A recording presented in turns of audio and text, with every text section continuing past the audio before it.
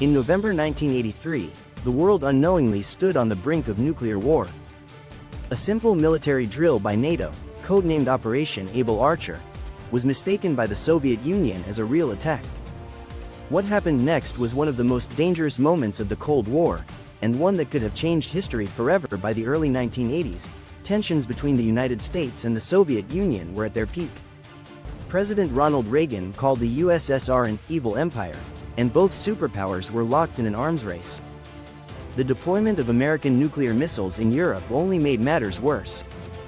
Soviet leaders, including General Secretary Yuri Andropov, were convinced that the US was planning a surprise nuclear attack. The KGB launched Operation Ryan, an intelligence operation designed to detect any signs of an impending strike. On November 7, 1983, NATO began Operation Able Archer, a routine military exercise designed to test communication and command structures in case of a nuclear war. But this time, something was different. For the first time, the drill included realistic elements, encrypted messages, silent radio communications, and the simulated movement of nuclear warheads. It was meant to be a training exercise. But to the Soviet Union, it looked like a prelude to an actual nuclear attack. As NATO's exercise escalated, Soviet intelligence became increasingly alarmed. Reports flooded into Moscow suggesting that a real attack might be underway.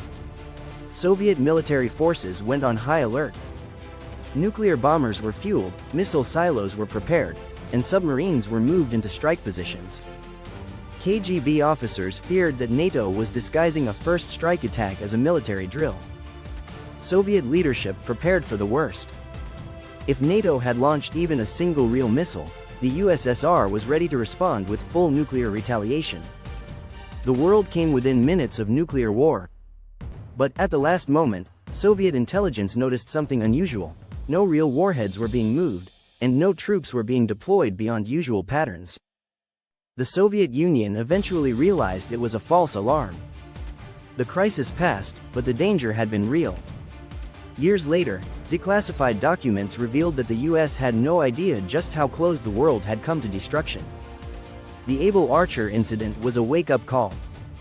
It convinced both sides that misunderstandings could lead to catastrophic consequences. In the following years, tensions eased, and in 1987, Reagan and Soviet leader Mikhail Gorbachev signed the INF Treaty to reduce nuclear arms. Operation Able Archer remains one of the closest calls in history, a chilling reminder of how easily the world could have ended over a simple military exercise. What do you think? Could something like this happen again today? Let us know in the comments below. If you enjoyed this video, don't forget to like, share, and subscribe for more history videos.